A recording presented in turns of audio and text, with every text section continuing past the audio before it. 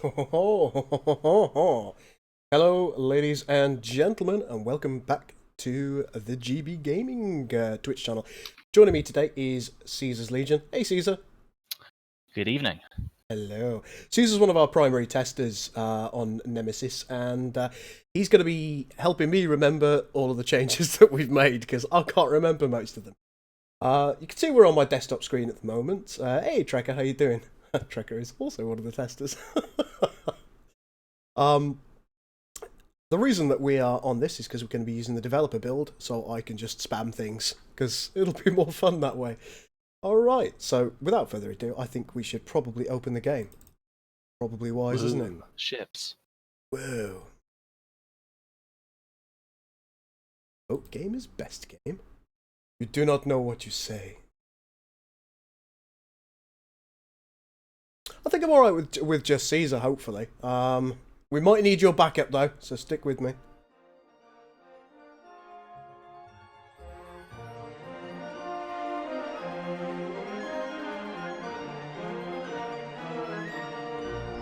Oh, screen tearing, don't like that.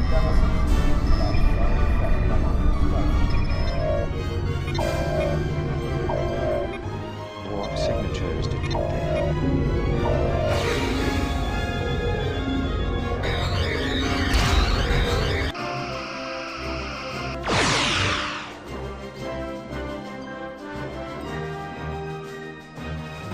Oh yeah, Connor will be very unhappy by that. I think it's actually because we're in developer mode. Could be it. Yeah. I suspect so, I'm not sure.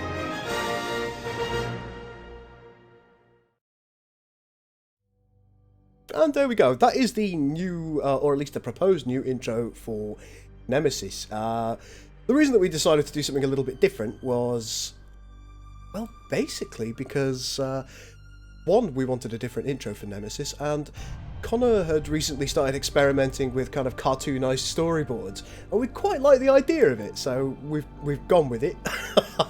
I will check if that still tears in full screen mode. We're, as you can see, we're in the developer build at the moment.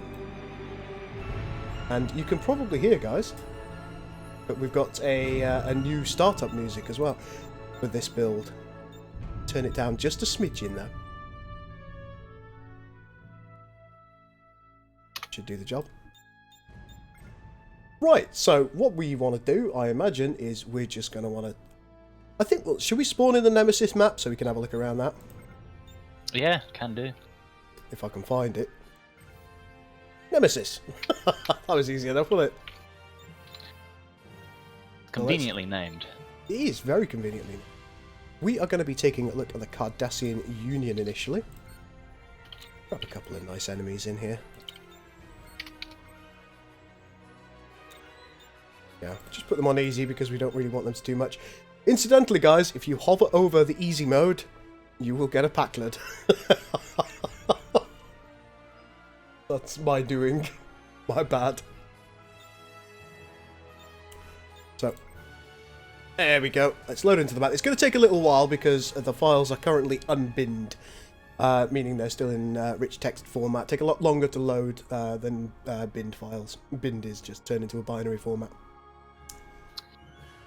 Yeah. Makes it fun to test things when you've got to wait 20 minutes for the thing to load every time. Sorry! We need easy mode to make us win.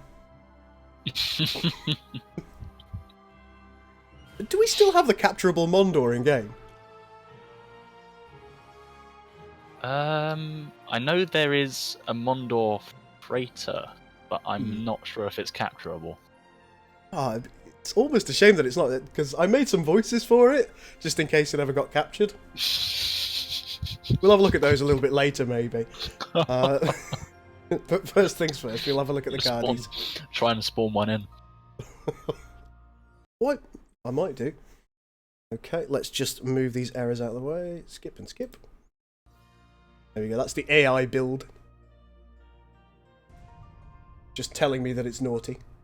Hey Viking, how you doing? Draconian, Giral. Hydroxide, I see you. And Trekker. And hello, Theodore.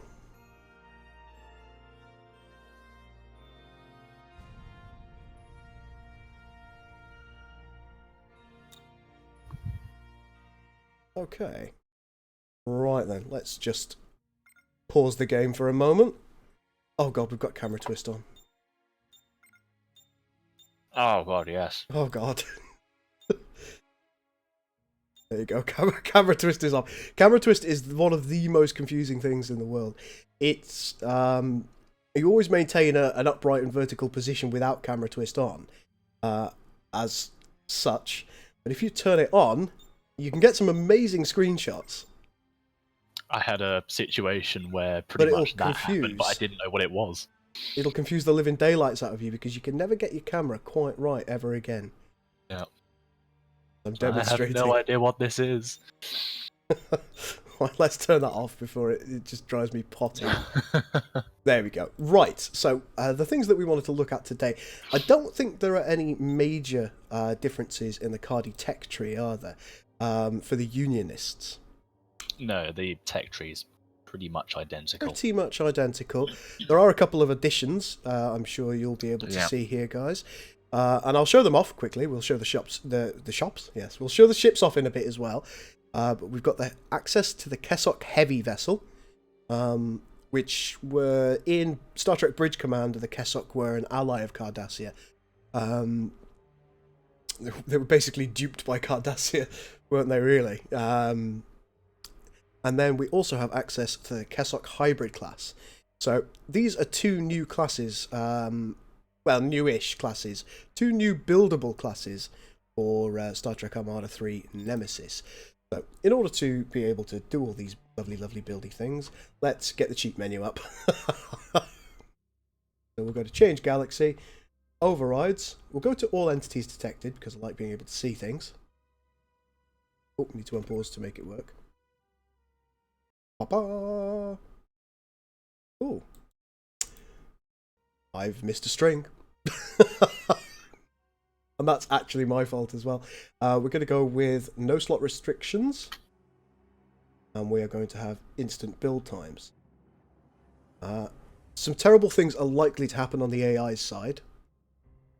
So we will hope, we'll desperately hope, that nothing awful happens. We can then go to change player. And we're going to give ourselves some resources and credits, which is E and H respectively. And pause, hold G down for a moment, and then hold H down for a moment. I think that'll probably be sufficient. And we'll be able to come out of here. Yours to command. So let's get some military research labs. Construction work is complete. Oh god, it's my voice. I forgot about this. Construction work is complete. Alright, so we've got 8 of our military labs now. That means that we can research things as we want. Oh no, go Mr. String. I know. A girl is a sneaky cheater. Yes, I am. So, let's go down the Unionist path of research first and foremost. We go to, oh god, this area here that hopefully you can see. Let's get rid of that. Hello, Facebook. Unmute desktop notifications. It says no research window arrow type found, which means, effectively, that it can't produce a certain type of arrow. I think the arrow... We are yours to command. I don't know. Do you remember which arrow that is that it can't produce, that it wants to produce? Looks like it's trying to produce one from the run-up to the Jalak Su, based on what it said there. Let's have a look.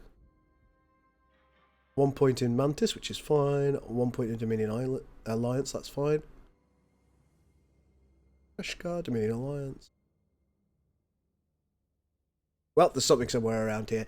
The first thing that you do in order to get yourself onto the Cardassian side is you are going to need 1, 2, 3 research labs. You click on Divided Loyalties,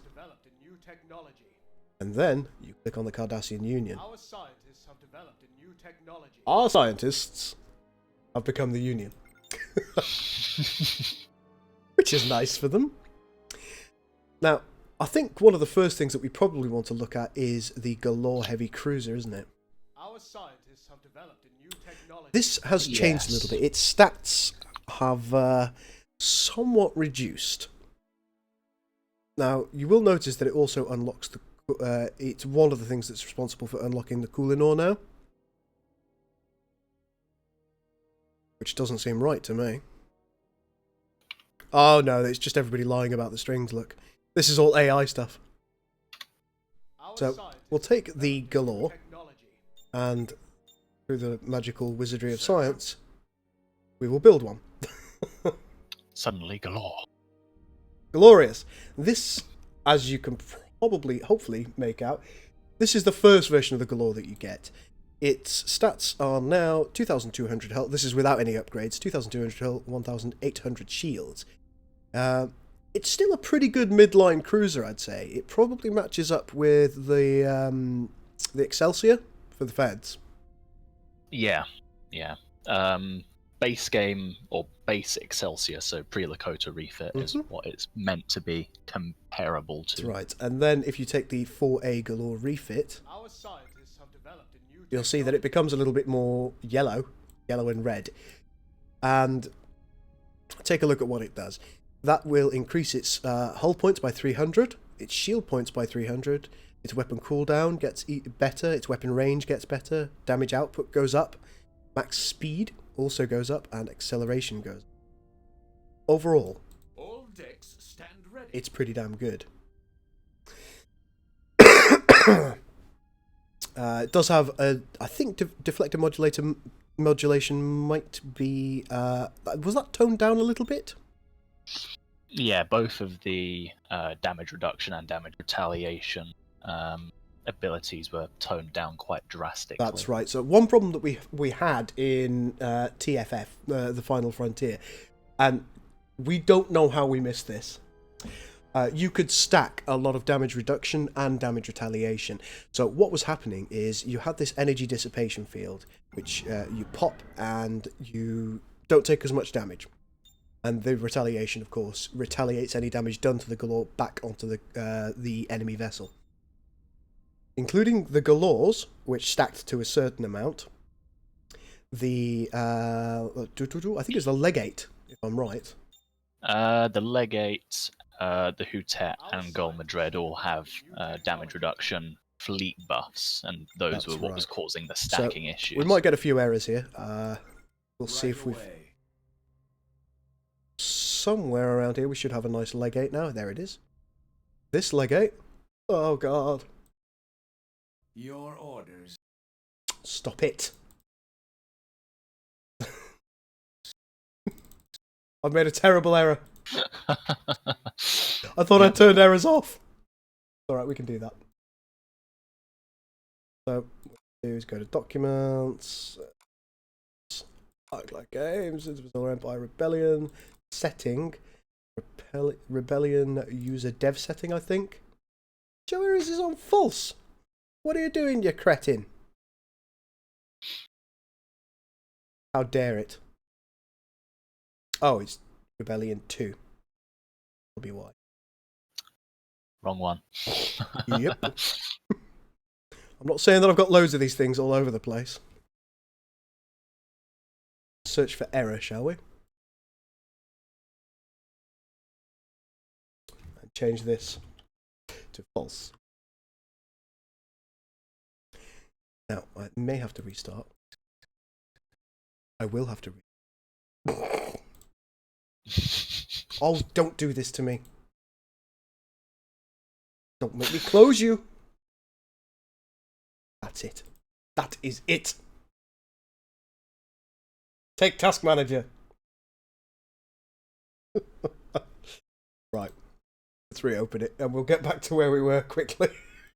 Take two. Girl error Ducat. Oh, I know. That's actually an intended error.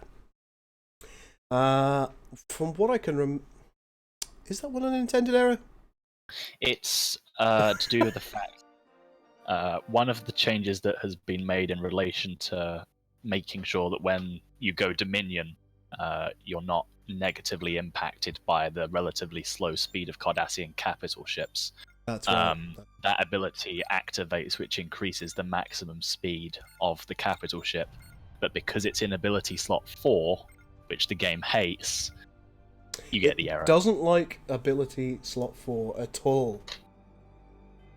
Girl has more errors than extramarital kids. You can't say that! You can't say that! Thank you very much, Captain Si. That is a a background that is made for AOTF, I believe, Ages of the Federation, which will be coming up in the probably distant future. We'll go, hey, Kanaja, how you doing, my man?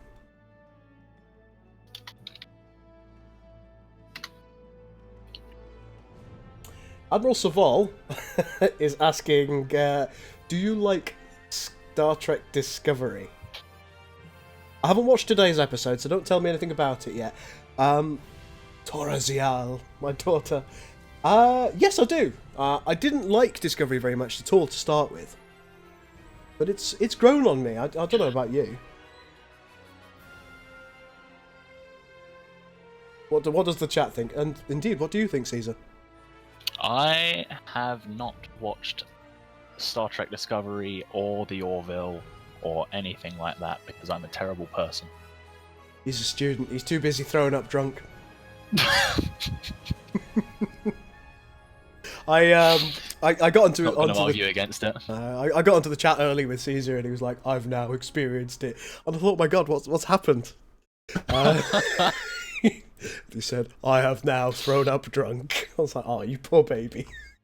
Yep. I have ascended from my minutiae childhood to drunken adult uni studenthood. Indeed. Let's go for instant build times, no slot restrictions. Bada bing, bada bam. A load of money. College kids. Here is mummy. What are all these random things? Kanaja says, I like Discovery as a generic sci-fi, but it's not Star Trek, in his opinion. I wouldn't necessarily disagree with your sentiment.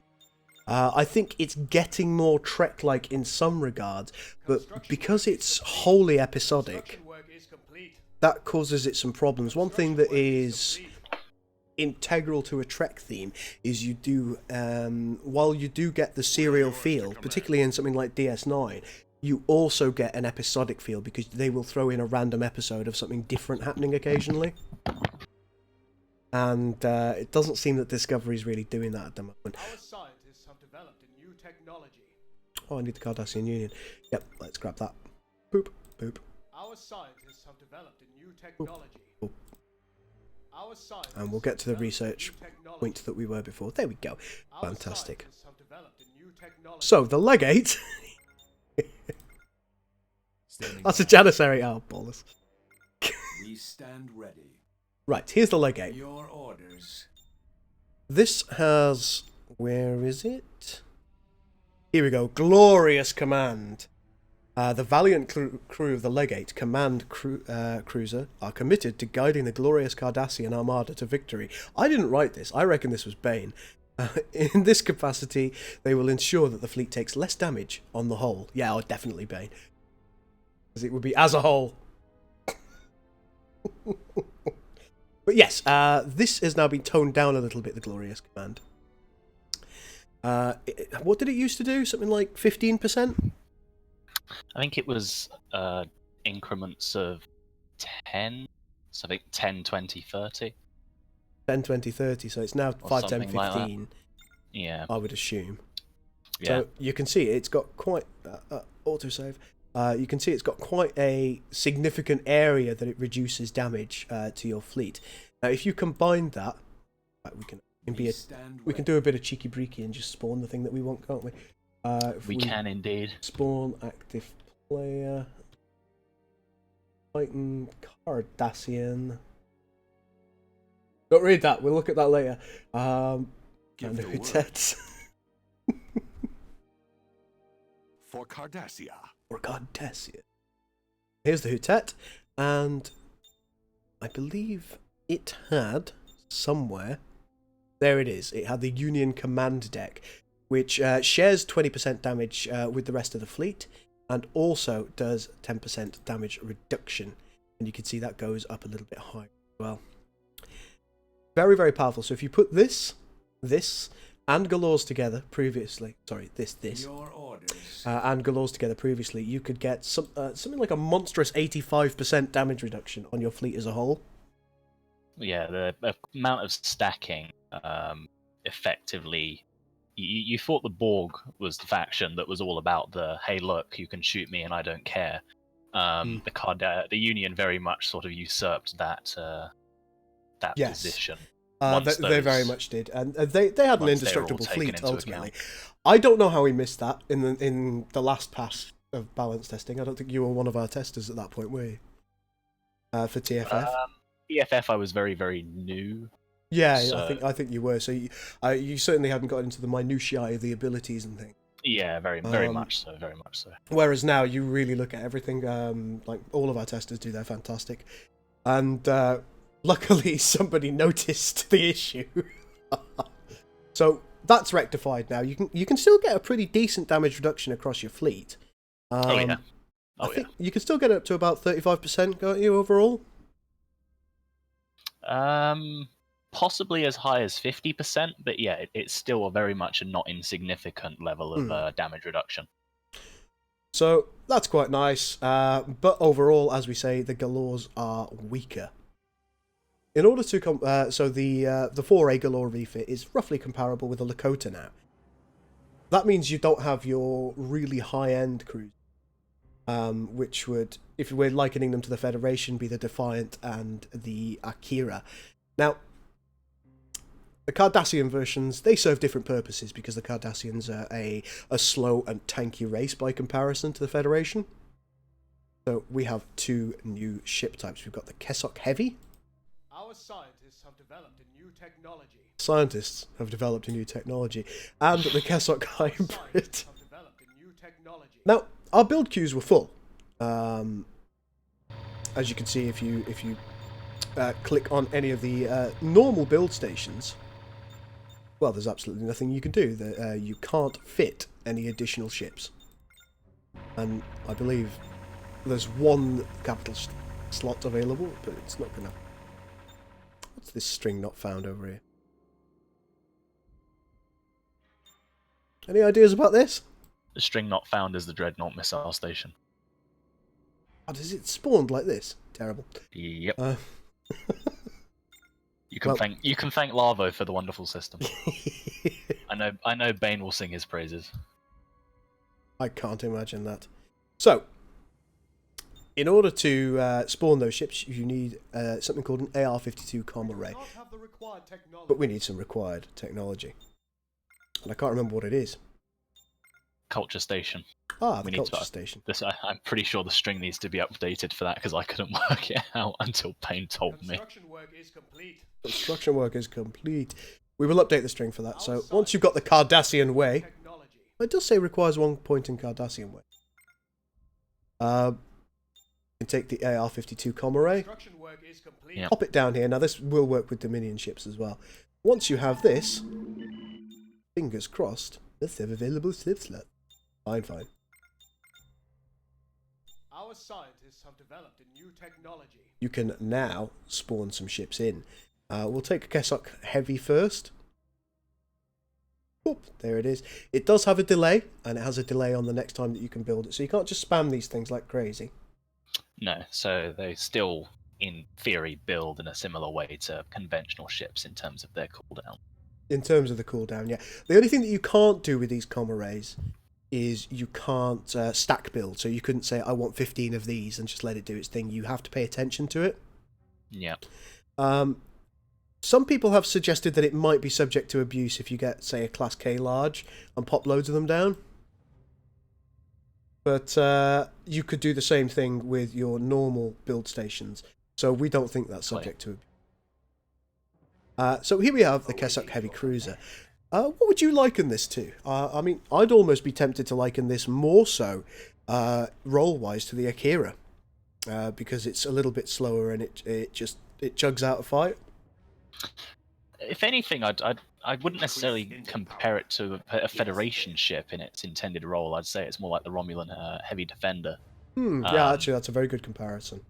In that it's very much, although in comparison to the Heavy Defender, which in theory is the bulk of your fleet, the Kessock Heavy Cruiser is very much a less of them, but they still have very much a absorbing fire role. Now, it does have a couple of abilities. It's got something called Repair Binding. Heavy Kessock vessels are equipped with powerful siliconite repair beams capable of repairing damaged hull with a siliconite coating. Sounds fun. So they're quite good, not only at tanking, but also repairing a little bit of the damage. And these... we've got a string not found here. Got 5 max targets. I don't even know what that does. Got any idea? Write that down! Found a bug! I believe it's a... I'm not sure if it's meant to be a permanent, or if it's supposed to be toggleable. But I believe it should draw the fire of 5 targets to itself. Oh yeah, that seems to be a passive ability, and I don't think it should be.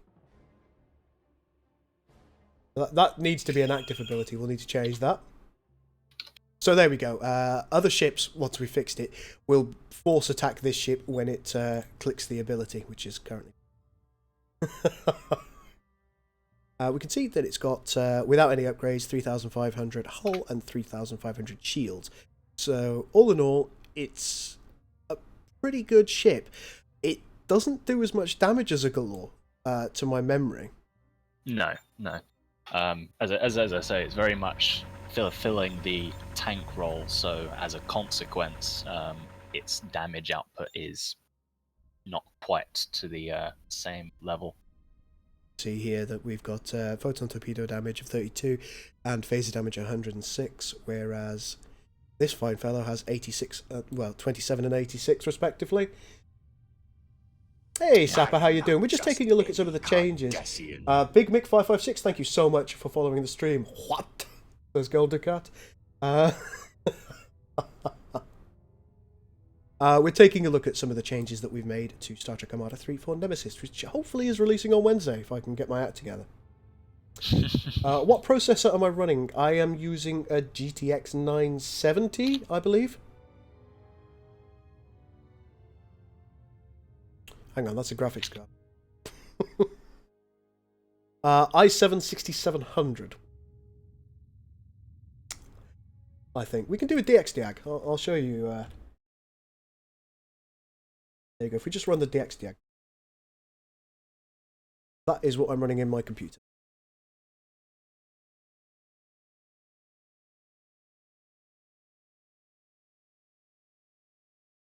So, only 16 gig of RAM. I'm not one of these crazy people.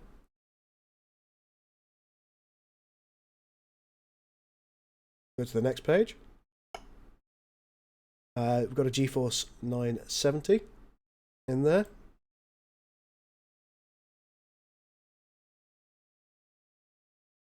All in all, I don't think it's the most remarkable computer by any stretch of the imagination.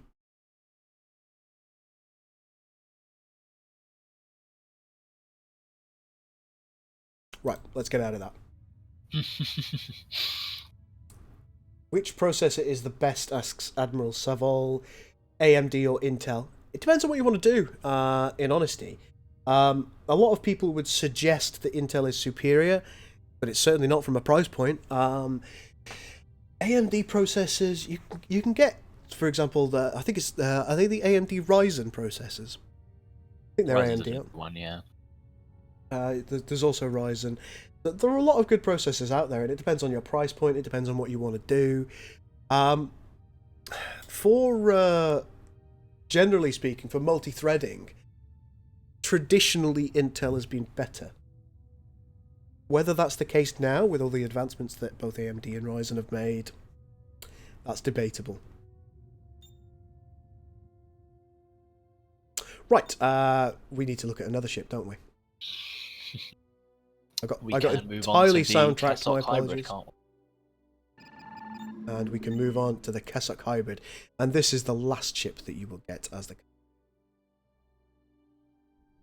Oh, looking everywhere.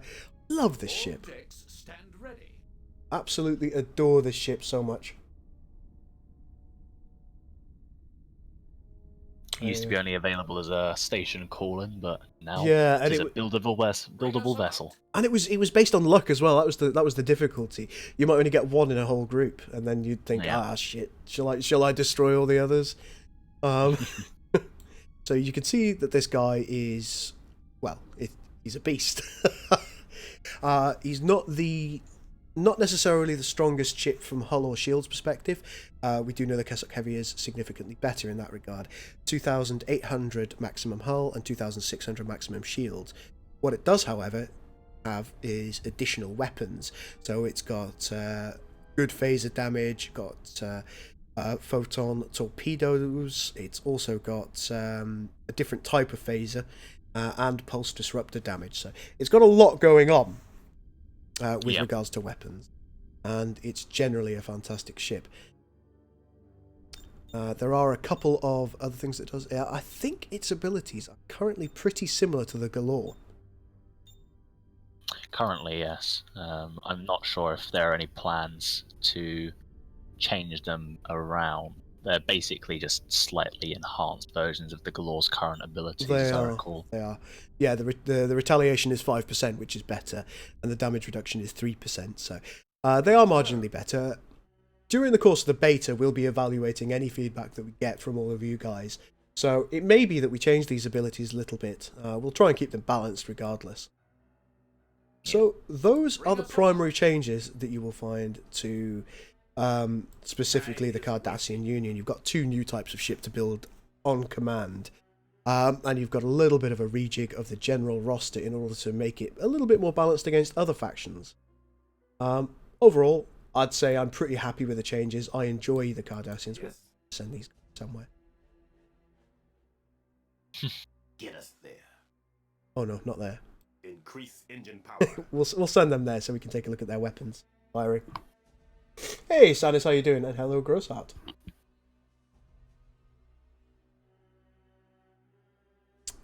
There are some general changes that I think are very worth talking about that affect all factions, all ships. So if we are to click on the Galore here and then we go to this right-hand box, while it doesn't have anything in there, it's got something called System Integrity. Now, all ships in the game, more or less all ships in the game, are affected by this. There's a new System Integrity system, and you can see if the ship has less than 50% hull, its damage output is reduced by 50%. If a user has less than 25% hull, its damage output is reduced by a further 25%, so that's 75% overall. And if the ship has less than 15% hull, its weapons are disabled altogether. It can still move around, it can still warp out of the situation that it's found itself in, but it will not be able to damage, and it will not form a useful or cohesive part of your fleet at that point. Oh, there's another change that's worth talking about as well, which we haven't. Our scientists have developed a new technology. Go and Our scientists have developed a new technology. right. If we grab the Tonga, which traditionally speaking was a repair cruiser, All stations ready. it does still have maintenance drones, but let's take a look at the strength of that ability. The repair drones only repair 3 shield a second and 6 hull a second. That's a drastic reduction. This is also something that's common to all the other races. So their repair ships, including, for example, the Constellation, including the Dominus, it used to be called the L6. Is it now called the Thulrar? Talar. I think it was Talar. always. I think it was always called the Talar. Oh, Apostrophe H apostrophe. I think in our very first incarnation, it was. But I think it is. I think the string still has L6. It's not all that dissimilar to Ascendancy feature. In fact, I believe SGI has a similar feature as well. You can let us know, Viking, since you're in the chat. I think SGI.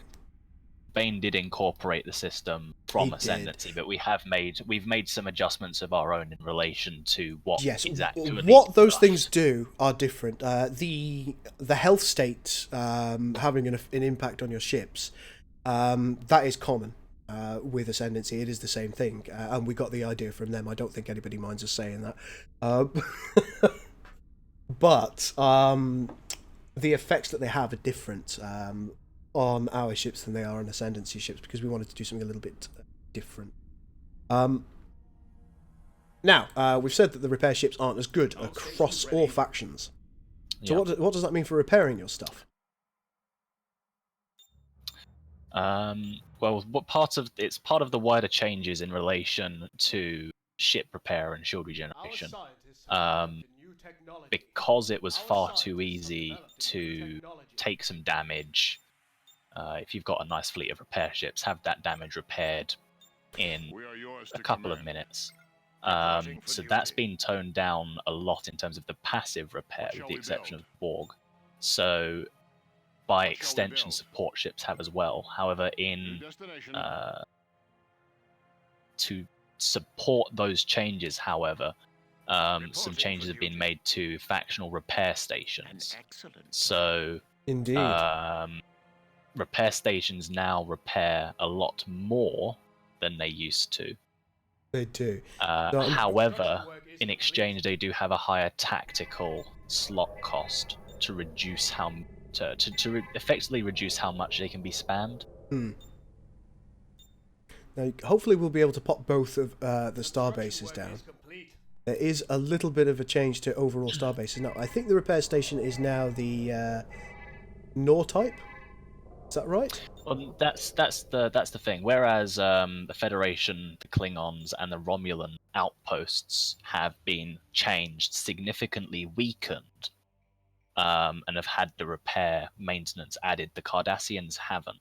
But in exchange, the Nor type the Nor type remains unchanged. The Nor type is by far the strongest and does the most damage of any of the factional outposts, which complements, certainly from my perspective, the Cardassian approach of being able to take to a position and hold the position.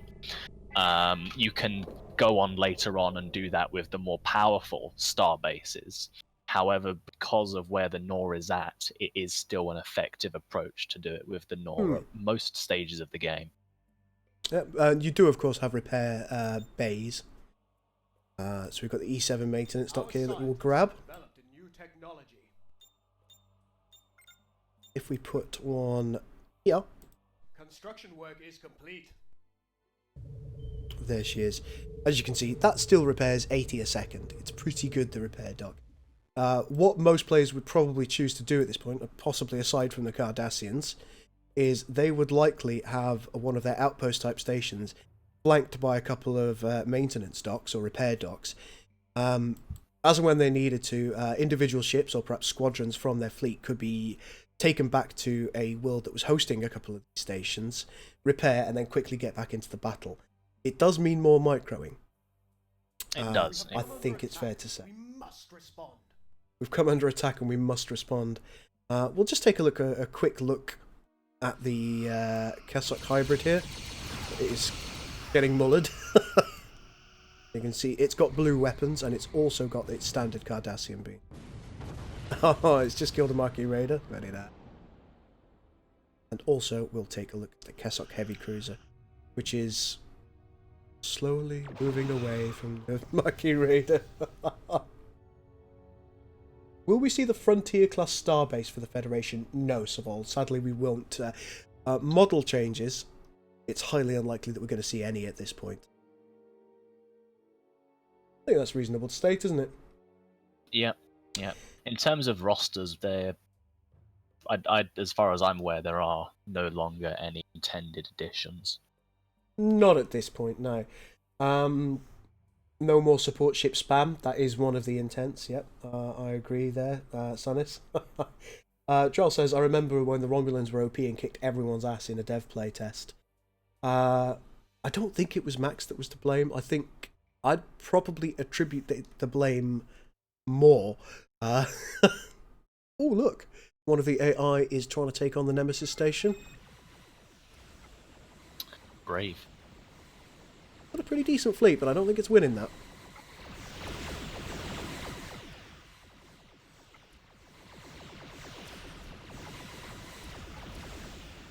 Yeah, it hasn't even got its health down low enough for this to have an impact. But I'll tell you what, fair dues to the AI for actually having a go at the Nemesis station. See that it's working as intended, lovely jubbly. Bane loves Romulans. It probably was him. I think that's probably fair to assume. But God, what have they done? I was wondering why it was laggy. Oh, look at this! This is what the AI do if you forget to turn them off. Oh my goodness me.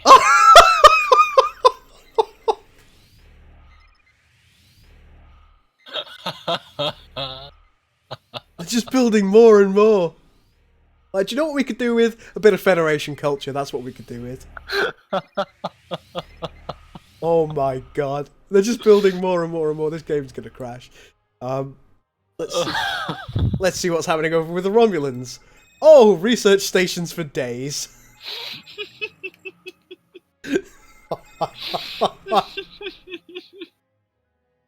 And last, but I'm sure not least, let's see what the Klingons have been up to. Oh, they've gone propaganda as well. Bloody madness. It looks like they've settled down though. They're not building anymore. Like, nope, space is full. Not doing any more of that. Anyhow, so yeah, those are the overall changes to the stations. Are there any other kind of overall changes that you think we should discuss? Short of the Dreadnought missile, which we could leave to the end. I think we've got enough time to talk about the Dominion. What do you reckon, chat? Should we have a chat about the Dominion? I think they're probably going to say yes. I think that's a distinct possibility. People seem to quite like the Dominion. I just don't know why. I mean, they're not the Union. It's not their fault, but...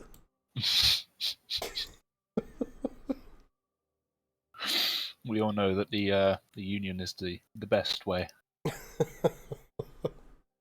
Will I post more videos on modding? Really enjoyed the ones I did before. Yeah, I think I will. It's something that I haven't done a lot of recently, which is a bit of a shame, and I wanted to do more. Viking says, I heart Dominion. Jarell says, no, don't want it. We don't want to see that.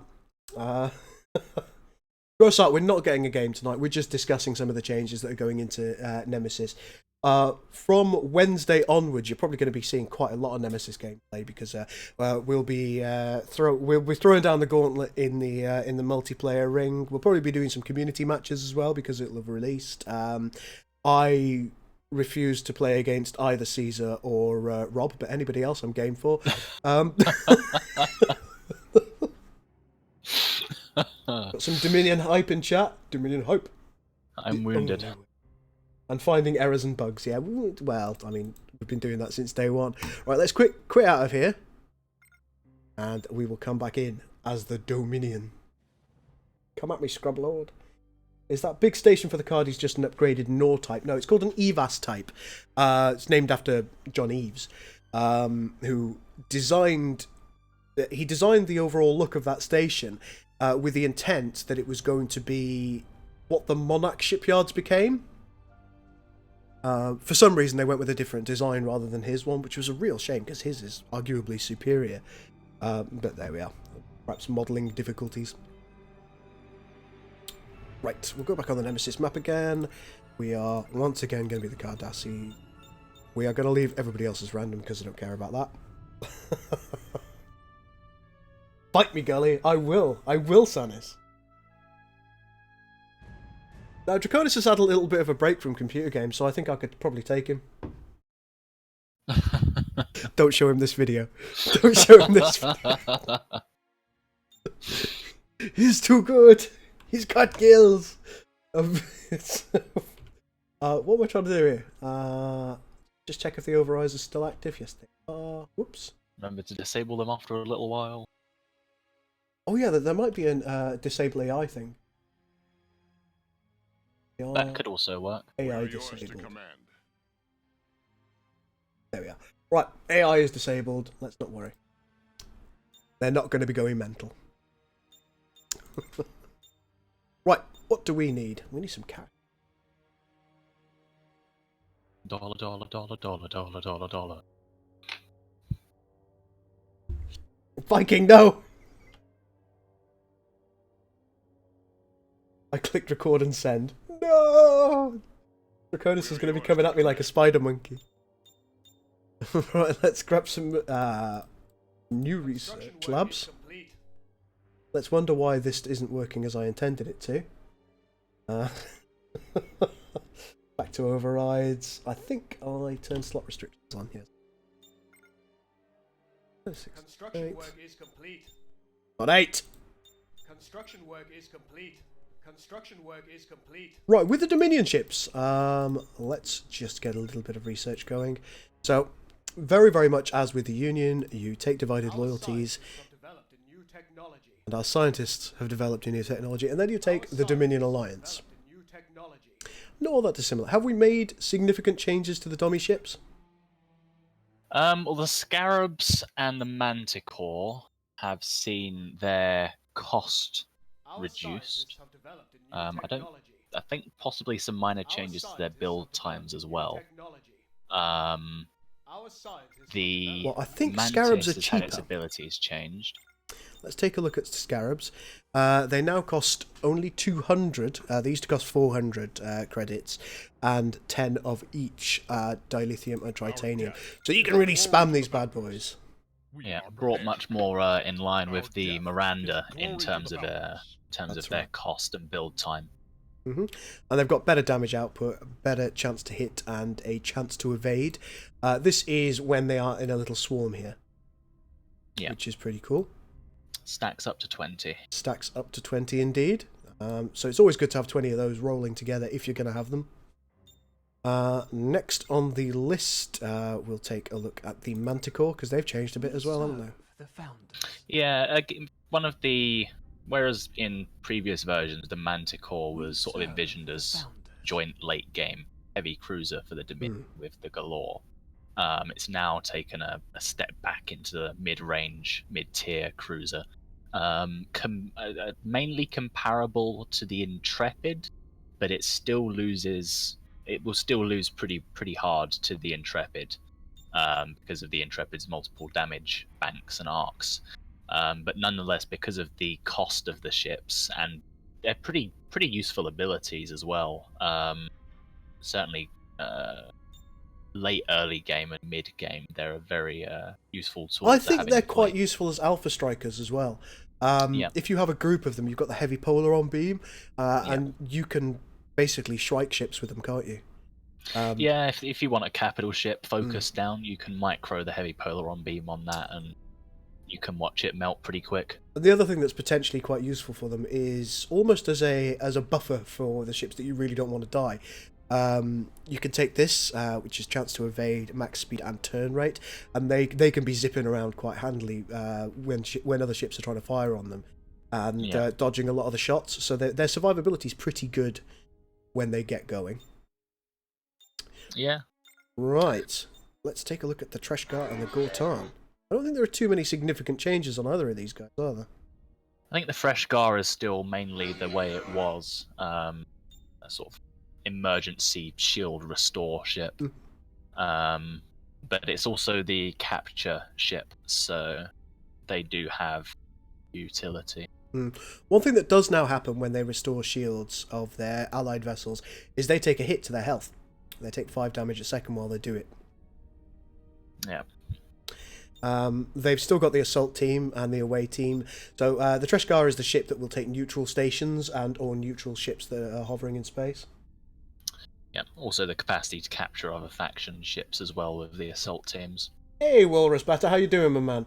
We're just taking a look at some of the changes that we've made to Nemesis. And I think we're all having a good time. I noticed the music you have in the mod is from the Stellaris mod, correct? No, it's not from the Stellaris mod. It is from a... God, I can't remember what he's called now.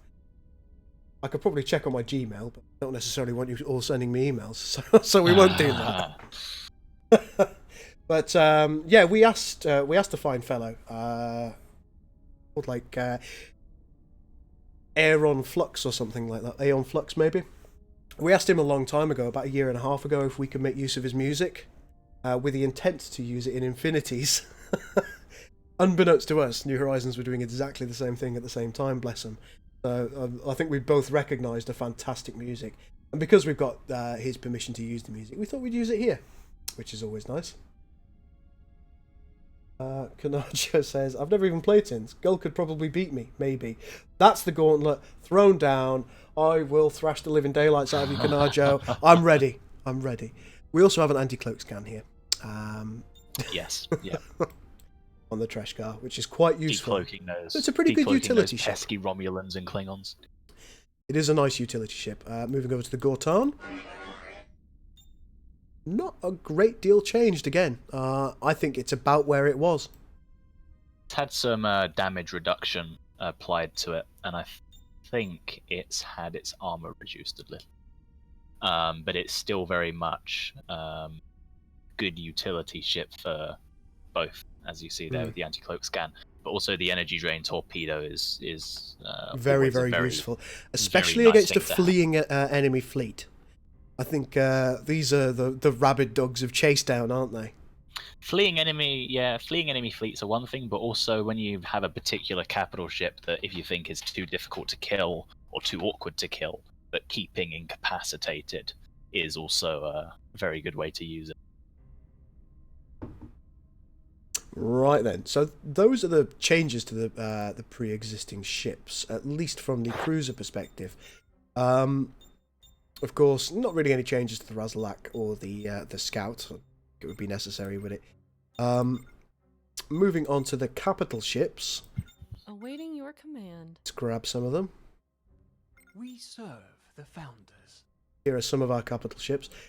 Once again, I'm not sure if there are any major changes. We'll start with the Mantis. To serve. And that's just about where it was. I think it might be doing a little bit more damage now on the Polaron side. Not sure. I'm not sure if there's been any. I'm pretty sure it's received some armor buffs and hull and shield buffs. Because I was of the opinion that it was far too squishy comparison to its peers. So some slight increases there helps increase its survivability a bit. The main change is with its water interfacing, I think, the fleet buff ability.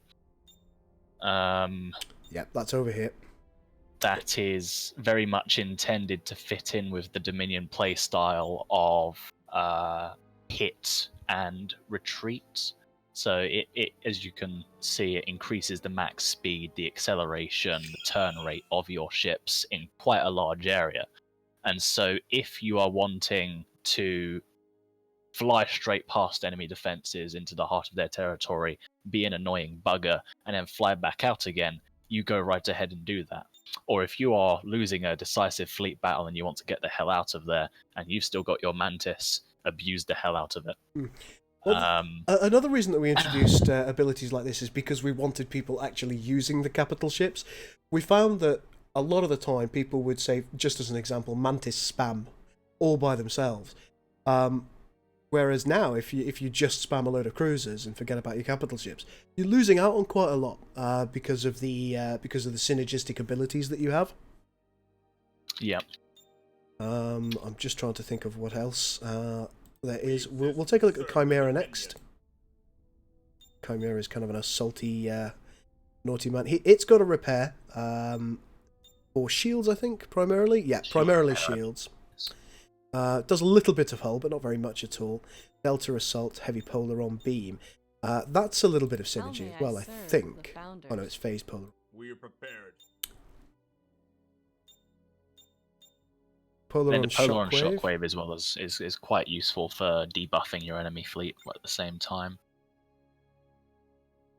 You just pop it when you're in the middle of the enemy fleet. Does that, Yeah. and then terrible things happen to your enemy. Now the Hydra, probably still a bit underused, isn't it? Yeah, I mean, carriers have always been an awkward thing for Armada 3, and I don't think it's something they've fully resolved. No, perhaps not. It does have a lovely jamming field, though, which disables the weapons of your enemies. It's got something called Freedom to Fly, which makes it invulnerable briefly. Your Strikecraft invulnerable, I believe. Strikecraft. Yeah. And what else do we have? Hangar expansion, which is pretty standard. Yeah. It should also have elite units. Alpha First Squadron. Elite Jem'Hadar bombers. So these elite squadrons are actually pretty damn good. You can go with a carrier focus, and it would be likely to be wholly unexpected by your enemies. Which I think the Typhon build is an underused tactic for the Federation, I've always found. Yeah, I find that the carrier usage is it's a very niche strategy to use, and because it is quite late game, it's not always the most effective strategy to go for. But as you say, I would say it's more effective in those multiplayer team games where you have the capacity to rely on allies to focus on, say, if you're doing a Romulan and Dominion strategy, a very tanky Romulan fleet backed up with a supporting Dominion focus fire specific priority target fleet. Those sort of inter-faction synergies, I think, are something that's quite allows for unexpected new gameplay. It does. And the last massive ship in the in the Dominion lineup, we have the Titan. So, have there been any real changes to the Titan? The only change I believe that has happened is to do with the call-in for additional Titans. Founders Protection, Right. I think? Does now have a level requirement. Yeah. I think the requirement's 4 or 5. However, whereas previously the first level would call in 1 Dreadnought, and then when you got a couple more levels into it, it would call in 2. It now calls in 2 Dreadnoughts straight away. So there's no incremental increases. That's right, so we can take it. There is only 1 level to it.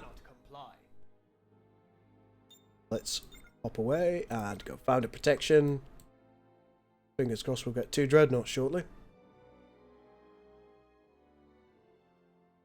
If you have the 160 fleet supply. I think it should happen regardless. I've got unlimited slots, haven't I? Our scientists have developed I can take it, though. technology. No problem. Our scientists have developed a new technology. Our scientists have developed a new technology. I know our scientists have developed a new technology. I'm developing it. Scientists have developed a new technology.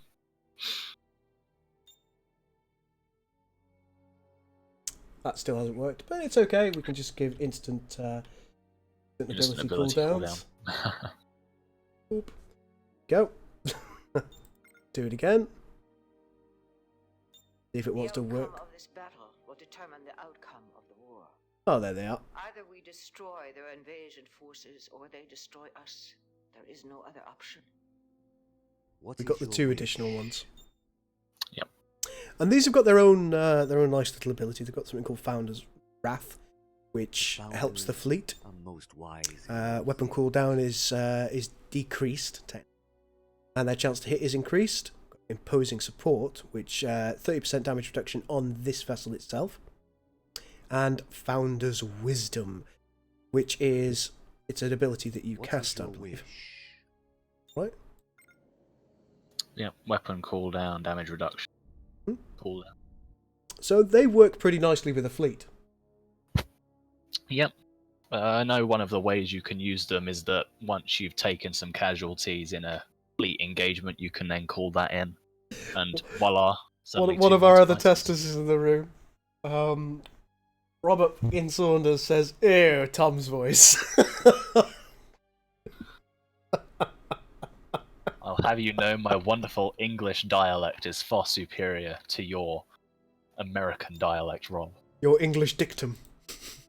Precisely. Right, so we've taken a look at nearly all of the changes for the Cardassian roster. There is only one more thing, but we're going to have to go back to the Union to do that, I believe. Yep, 1 point of Cardassian Union prerequisite must be conducted. So, let's rock and roll out of here. Get back to the Union. We have one last little surprise, which is Union exclusive. Why didn't we quit? Oh, Probably because I'm an idiot. They are.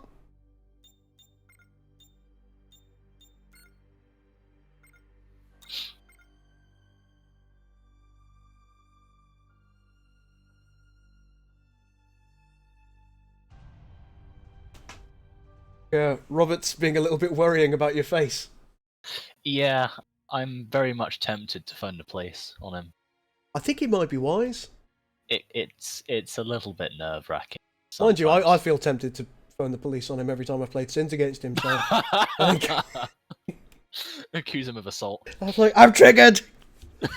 This is a physical assault against me. How dare his opinions be different? Oh, politics. Oh. I didn't say any of that. What am I trying to do here? I'm trying to get a load of money. There we go. All the instant build timers, etc., should be out. So let's. Construction work That's is the complete. problem, Rob. Construction work is complete. It's not fine. I'm not Our scientists have okay. developed New technology. We are yours to command. No slot restrictions. That's what I need. Construction work is complete. Construction work is complete. Grab a couple of these because we can as well. Construction work is complete. Right, now that we've done that, hopefully, I don't know if I'm right about this, but there's the bloody thing. There it is. We still can't build it because we need to research Our Cardassian Union. technology. Correct. Now, this is all string not found because we haven't done the strings we need to. Correct.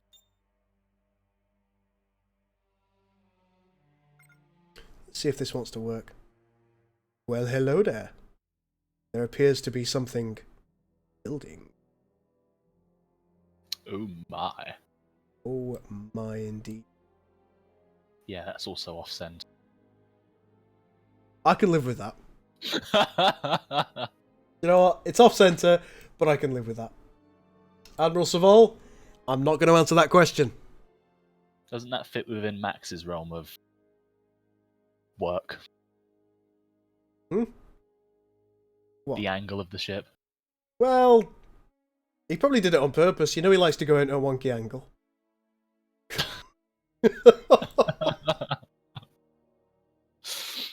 So, right, let's just... I suppose we can speed up the game a little bit.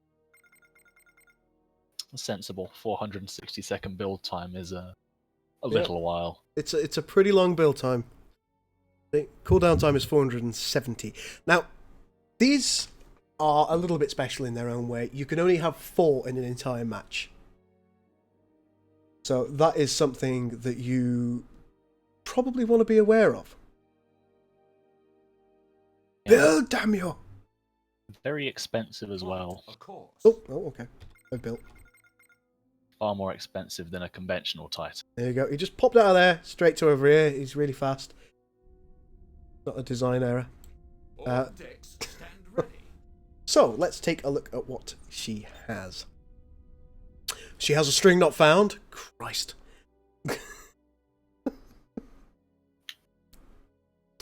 So, we have 2 abilities for it. We've got Station Systems, which does pretty massive damage to enemy ships, which is quite nice. And we also have this wonderful string not found. Now, in order for me to be able to show off string not found, I'm going to have to something. Doop, doop, doop, doop, doop. Just trying to remember how I can colonize the planet. Info? No. Change galaxy. Alright, autosave, settle. And T info, is it? No, I don't think so.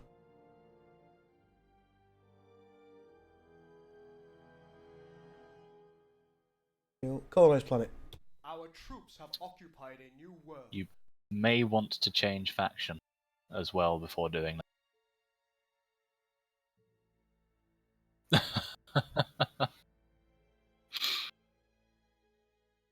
One of our colonies has been lost. Like that colony. So let's change player. Change active player. Oh look, the Federation. How useful. Convenient. Indeed. So we want to... Crap, I've forgotten how to do it again. Change entity, colonize planet. Colonization was successful. Colonization. Successful. Let's change player again. No. No. So, our enemies have colonized the planet next door. That's no good. We don't want that. Sir? Let's see what we can do. Let's use string not found here on the planet. New heading. What we might do. Might just change entity and kill all the pirates. Yeah, that would work. There is no more string.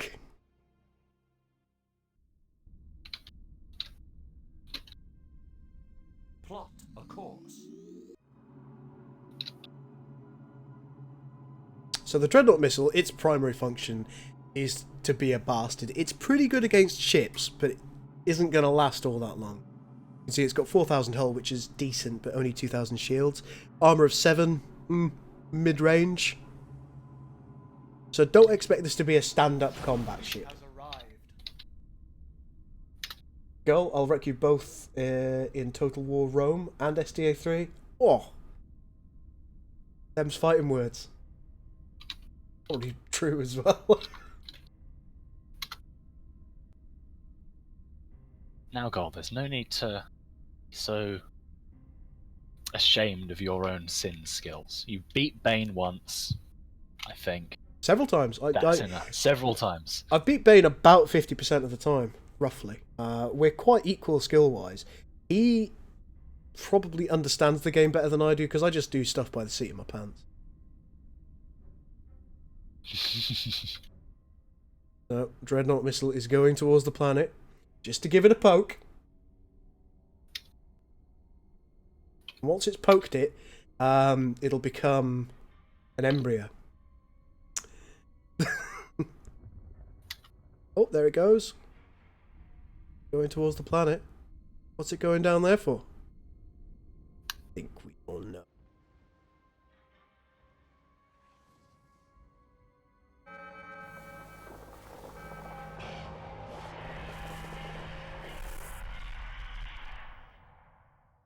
No planet. So it will entirely vaporize a planet, leaving only an asteroid belt behind. So at least you get some sweet asteroids. You get some sweet asteroids. That is an incredibly powerful weapon. An incredibly powerful weapon for the Cardassian Union exclusively. But, as we've said, you can only spawn 4 of them for an entire game. There are a couple of planet types that you cannot target. You're not going to be able to target enemy homeworlds. So I'm afraid that's off the table, guys. Perfect weapon for fighting the Borg. Not if it's their homeworld, it's not. So there are limitations to it. It is very powerful. We know it's powerful. So we've tried to avoid some of the most devastating potential consequences of it, which of course is losing your homeworld in one fell swoop. This weapon, arguably, I would suggest, is probably more powerful than either of the Shockwave ships because of what it can do. What would you think about that? It depends really on the context. I mean, if there's a particular planet, as Rob has conveniently said in the chat, that you don't want your opponent having, it can very much change the direction of a game.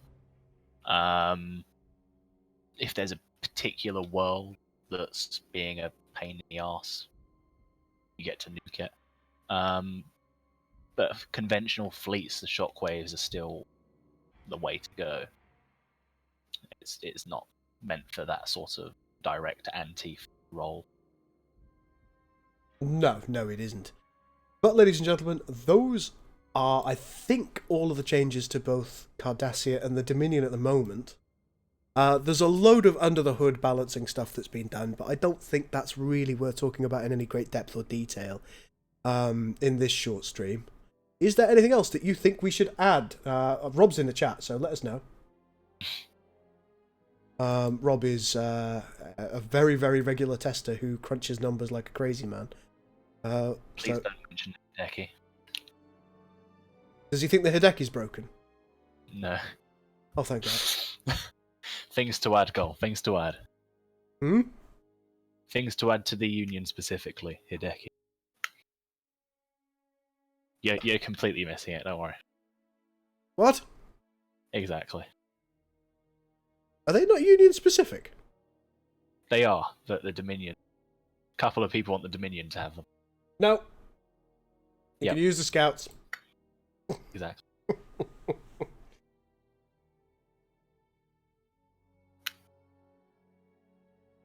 As long as the Mondor is OP as hell. It makes me... let me see if I can... If it's still in the game files. Oh. Galaxy. Full on end. Active player. Gotta be a frigate, right? I think so. So many! You know what we didn't do?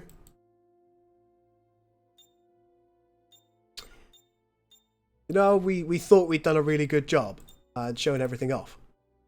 And we missed two things. Missed two very important things. Right, with this station! Ad hoc. Captain's log, addendum.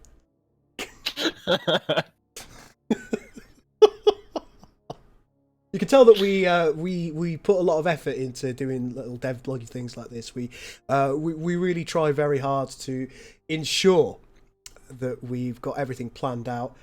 Having said that, yep. CZ, you did write a little notepad which I told you I wasn't going to look at, and I planned, didn't. Planned, well structured, scripts and everything.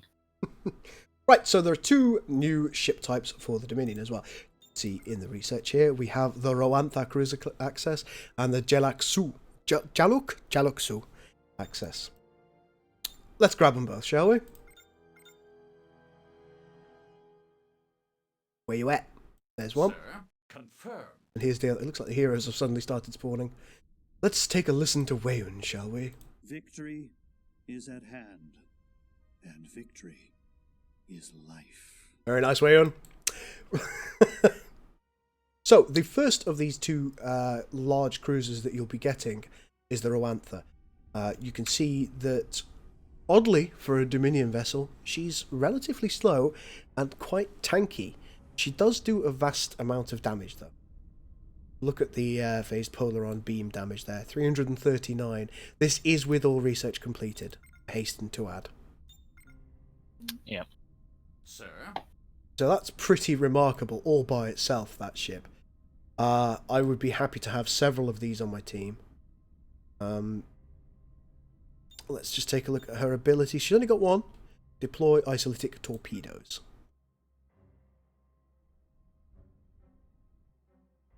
The isolytic torpedoes, they are kind of antimatter drainings. Mind you, I can't see them. I cannot comply. They deploying? Don't seem to be. Oh, I think they have deployed. Confirmed. I think they've deployed in the middle of the ship. Oh. Hey, look, there they are. Of course, they're tracking mines, aren't they?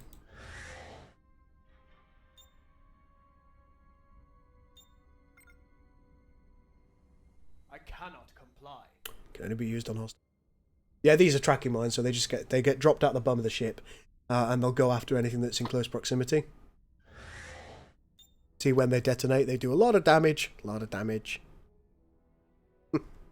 Sir. Pretty good. You only get a few of them though. I think it's only one mine, isn't it? I believe so. It's not quite the same spread as the Defiant mines, but that's also Cool. part of the fact they don't cloak. And they also disable ships, apparently. Yeah. There you go. Abilities disabled. Strike-craft, yes. Strike-craft launch disabled. Impulse engines disabled. In fact, everything. Your ship's just fucked if it gets hit with one. So that's a really nice ability. Robert says, Jalak! Sorry.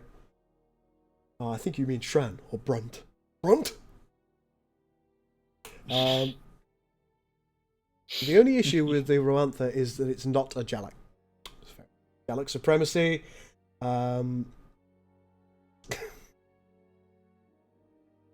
Somebody says, what is structure? Kanajo, the structure that you use in order to get these ships is called the AR-52 comma ray. You do have to research the Cardassian way first. It unlocks the Doctrine Center, which is, of course, your culture station. It also unlocks the AR-52. You can use that. You can build it from logistic structures, right? Construction work is complete. And then by clicking on it, you can call in the ships that you want. Right. So now that we've looked at the Rantha, let's look at the Jalak. I know Rob doesn't really want to see it, but we should probably show him. Activate warp drive. Here she is. And she's a beast. While she's not technically as damaging from a Polaron perspective as her little brother there, she is meteor. 4,200 hull, 4,200 shields, goodly amount of antimatter.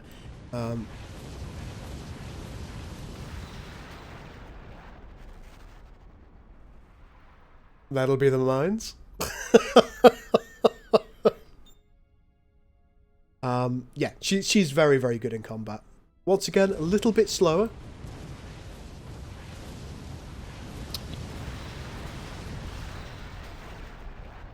These mines need to settle down. Oh, and guess what? The mines self-detonate if they're left for a while. So, as abilities, she has a torpedo volley, which is quite nice. Does 320 damage to a maximum target of 8 around it. That's pretty damn good. Pretty damn good. Area control, baby. And she also has the isolytic charge, which it takes the armor down on enemy vessels and does damage as well. It says sonar subspace weapons are devastating, though impractical. During fleet combat, works in a similar way to the Falcons. Yeah, there you go. Works in a pretty similar way to the Falcons. So this is if you're playing as the Dominion, these ships really are your tank wing, aren't they? Yeah. Like, if you are concerned about your survivability and you don't want to do quick strikes, you'll probably want a couple of these in your fleet. One or the other, or of course both. And it will genuinely help you survive for longer in battle, especially when taking into account the synergistic abilities of your capital ships. You'll probably have a really damn good time as the Dominion. Right, now that we've shown you those, and I'm sorry that we forgot to earlier, I think that's going to be the end of the stream, unless anybody wants to ask any questions, which you're more than welcome to do so.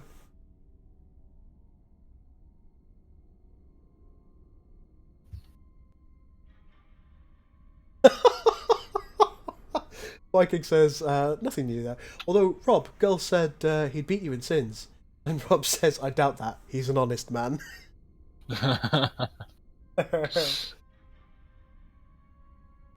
Bro, when did this happen? Oh, Sanis, I'll see you later, my man.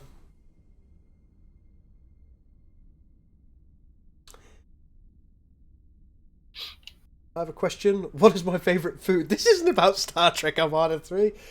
My favourite food, it's called lafette. And it's a Burmese tea leaf salad. It's absolutely delicious. It's kind of sweet in a way. It's usually used as kind of an after-dinner treat. But it's made from fermented tea leaves, of course, rice, various different types of nuts. You can use some peppers in there, little bit of spring onion maybe. Oh, so good. It is the best food I've ever tasted. Absolutely adore it. If you ever see Lafette on a menu, that's Laphet. Grab it, eat it. It'll change your life.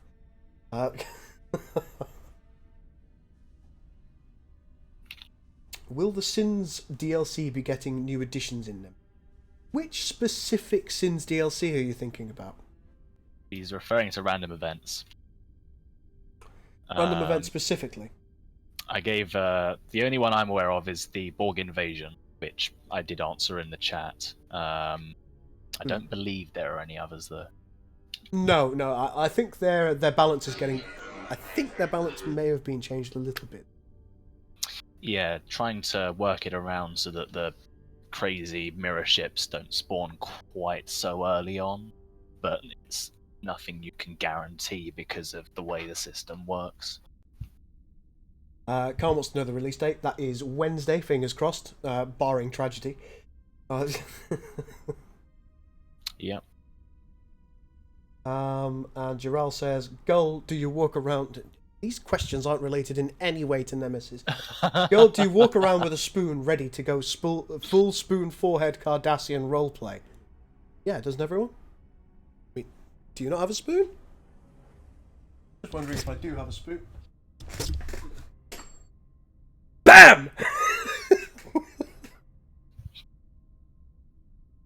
When I signed the Pact of Alliance with the Dominion, I don't even know why I've got a spoon in here.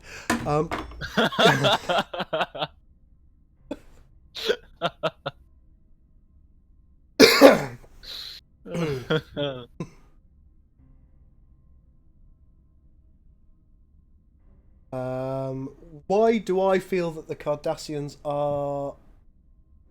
Well, not the best faction per se, but why do I feel like they're the most interesting faction? I've always felt, now people will disagree with me on this, and you might as well, Caesar, but I've always felt that the Cardassians, they are almost the antithesis of what humanity becomes as part of the Federation. I feel that without the intervention of something like the Vulcans, as humanity had, they were in quite a similar situation at one point, which was, a world that was starved of resources and on the brink of total collapse, particularly after Earth's World War III in Star Trek lore. The Cardassians, they didn't have anybody to help them, so they became incredibly aggressive and they tried to take what wasn't theirs in order to support their failing economy. Humanity might well have done that if not for the Vulcans. So the hierarchical militaristic society is something that I can imagine that humanity would have become. And that's why I like them, in addition to the fact that their villains are probably a little bit more, strangely, human than any other villains. Yeah. I don't really disagree.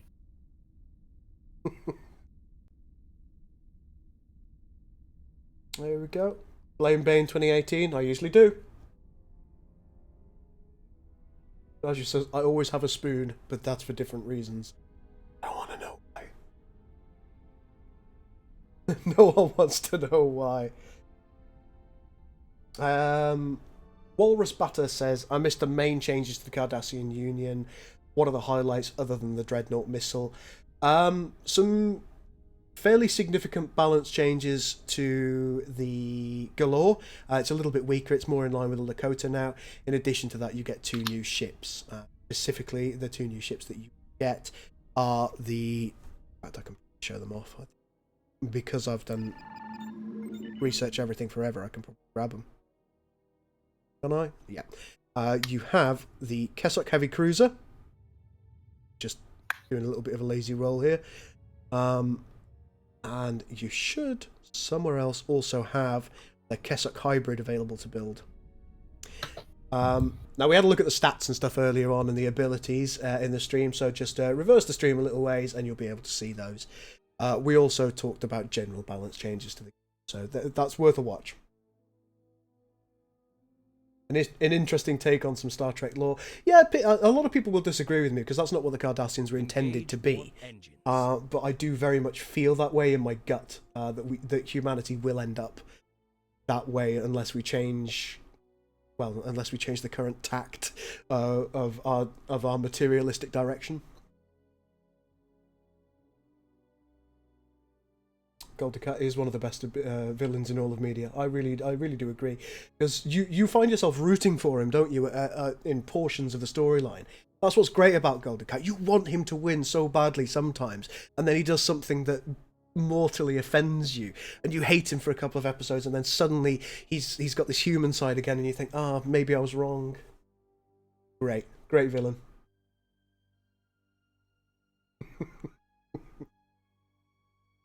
Right, guys, I think I better wrap the stream up here, otherwise I'm going to be talking all night about random stuff. Tom, thanks so much for joining me, or Caesar's Legion, I should say. Pleasure being here. It's been really good having you here, because our testers know so much more about the game than we actually do. We might make the changes, but they actually know whether the changes work. So, thank you very much for watching this evening, everyone. If you've enjoyed what you've seen, well, share the stream about a little bit. It is going to be appearing on the YouTube channel in a couple of days, I imagine, so people can have a look through it. But for now, this is the Gull, out.